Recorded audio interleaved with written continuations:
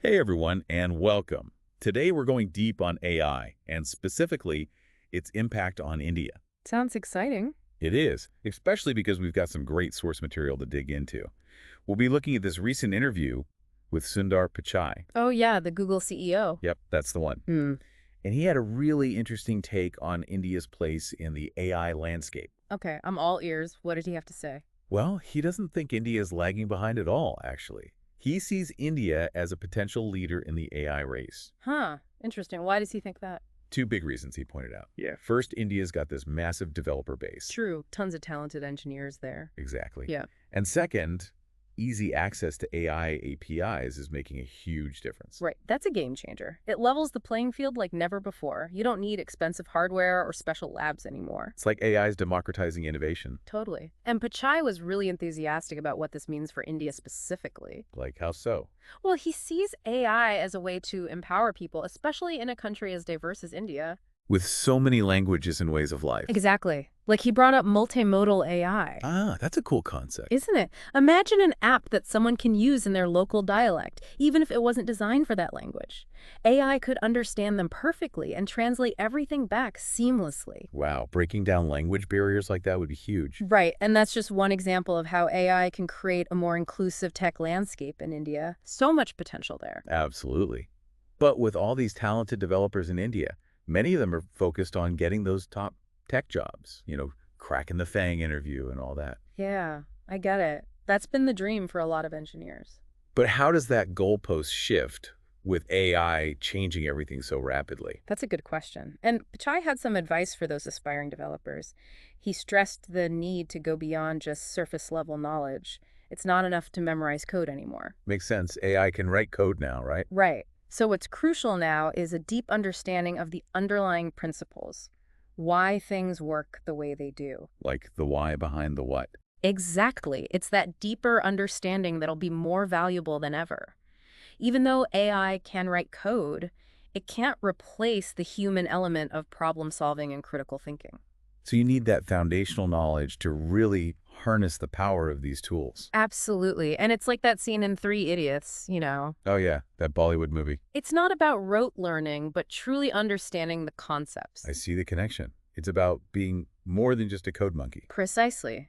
And then we get to this whole idea of wrapper startups, companies built entirely on existing AI models. Like Google's Gemini, for example. Yeah, and there's been some debate around this term. Some see it as a shortcut, maybe even a bit lazy. But Pichai didn't completely dismiss it. No, he acknowledged that these wrapper startups are going to exist. So it's more about how they're approached. Right. He warned against being a shallow wrapper, just repackaging what an AI model can already do. Got it. You need to bring something more to the table. It's like anyone can follow a recipe, but a great chef adds their own flair, their own unique touch. That's a great way to put it.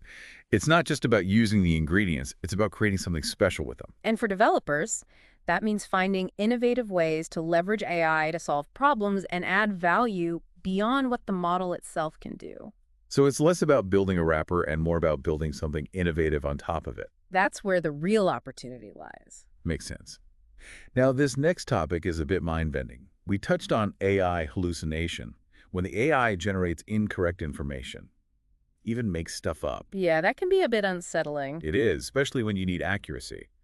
But Pichai had an interesting take on this. It's almost like he sees it as a double-edged sword. Totally. He pointed out that while it's a bug for tasks that demand precision, it could be a feature for creative endeavors. How so? Well, think about it. An AI that's not limited by human biases and assumptions could come up with totally unexpected ideas, push the boundaries of creativity. Like an AI brainstorming partner, constantly throwing out wild ideas. In a way, yeah, it's using AI to not just automate tasks, but actually inspire us, challenge our thinking. He even mentioned Google's AlphaGo, remember that? Oh yeah, the Go playing AI. And it made this move completely out of the blue that no human had ever played before. And it ended up winning because Yeah. of that unconventional move. It's like AI showing us a whole new way of thinking, even in areas where we thought human creativity reigned supreme. Exactly. Amazing. So we're back, diving deeper into AI's impact on India. And last time, we were talking about India's strengths in this whole AI race, that massive developer base and access to AI tools. It's really a different landscape compared to previous tech revolutions. Totally. And we were also talking about how it's not just about having those tools, it's about how you use them. Right. Pichai really stressed the importance of deep understanding, going beyond the surface, not just knowing how to code, but why things work the way they do. Yeah, like think about it. You can't just build a house without knowing anything about architecture. You might be able to stack some bricks, sure. But would you want to live in that house? Probably not. It wouldn't be very safe. Exactly. And it's the same with AI. You need that solid foundation to build something that's truly valuable. Okay, so how does that translate into practical advice for developers? I mean, where should they be focusing their energy? Well, Pichai's advice was to really focus on those foundational principles. Like, why do certain algorithms work the way they do? What are the trade-offs between different AI models? How can you evaluate an AI system's performance? These are skills that won't become obsolete even as AI gets more advanced. Right. They're the core of being a good developer, regardless of the specific tools you're using. So it's like AI is raising the bar for developers. You can't just be a coder anymore. You need to be a thinker, a problem solver. Exactly. And I think that's where India's huge pool of talented engineers has a real advantage. With the right focus on deep learning and critical thinking, they could become leaders in this AI-powered world. And speaking of building the future, we were discussing wrapper startups last time. Oh, yeah, the company's built on top of those existing AI models. Right, and Pichai didn't totally write them off, but he did have a word of caution. Yeah, he warned against being a shallow wrapper, just repackaging what an AI model can already do. Like, what's the point of that? Right, you have to bring something new to the table, add some value. Think of it this way. Anyone can reheat a frozen meal, but a great chef takes fresh ingredients and creates something amazing. It's about being creative, using your skills to go beyond the basic recipe. That's the key. And for developers, that means finding creative ways to use AI to solve problems, to create something innovative, not just relying on what the model already does. So it's about being the chef, not the microwave. Yeah. Like that analogy. Okay, now let's shift gears a bit and talk about something we touched on last time. AI hallucination. It's a bit strange, to think that AI can actually make stuff up, Yeah, it can be a little unnerving when you think about it too much. especially if you need accurate information. Yeah. But I thought Pichai's perspective on this was really interesting. Me too. It's like he sees this potential downside as a potential upside as well. It's a double-edged sword kind of thing. Right. Like, yeah, hallucination is bad if you need precision, like in medical diagnosis or finance. But for creative stuff, it could actually be pretty cool. Okay, explain that to me. Yeah. How could making things up be a good thing? Well, imagine an AI that isn't limited by the same things we are.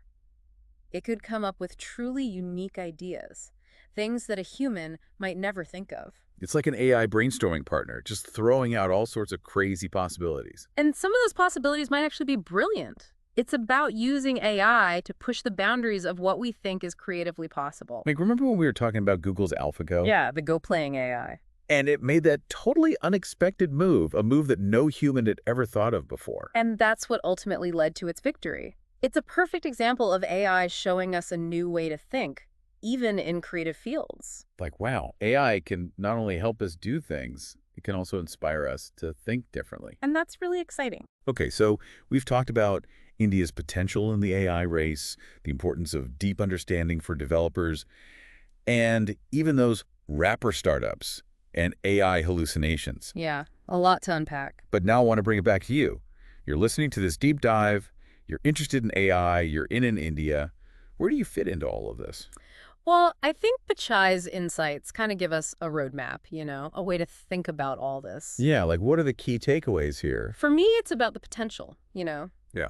the possibilities, especially in India. Like what specifically gets you excited? Well, you've got this huge pool of talent, right? A culture that's really embracing technology and innovation. The tech scene there is just booming. And then you layer AI on top of that. It's like, what can't you do? Exactly. You can break down those barriers, solve all sorts of problems, create things that we couldn't even imagine a few years ago. It's a pretty amazing time to be involved in tech, especially in India. It really is. But remember, it's not just about building the coolest tech or making a ton of money. It's about using AI to make a difference. To have a positive impact. Exactly. To make sure the AI we're building is actually beneficial for everyone, that it's fair, transparent, ethically sound. That's a big responsibility. It is. We're not just coders. We're shaping the future. We have to think about the kind of world we want to create with AI. So let's take a step back for a second. What are your goals? What problems are you passionate about solving? What kind of impact do you want to have? It's a good time to ask yourself those questions. How can you use AI to make those things happen? To really make a difference in your community, in India, maybe even the whole It's world? about dreaming big, but also being responsible. Exactly. The future of AI is being shaped right now, and you're a part of that. It's pretty exciting. So go out there, experiment, Yeah. innovate, create, build the future you want to see. A future where AI benefits everyone and makes the world a better place. Couldn't have said it better myself. Thanks for joining us on this deep dive exploring the world of AI and India. Hope this got you thinking about the possibilities and got you fired up to get involved. Keep learning, keep questioning, keep pushing those boundaries. And we'll catch you on the next deep dive.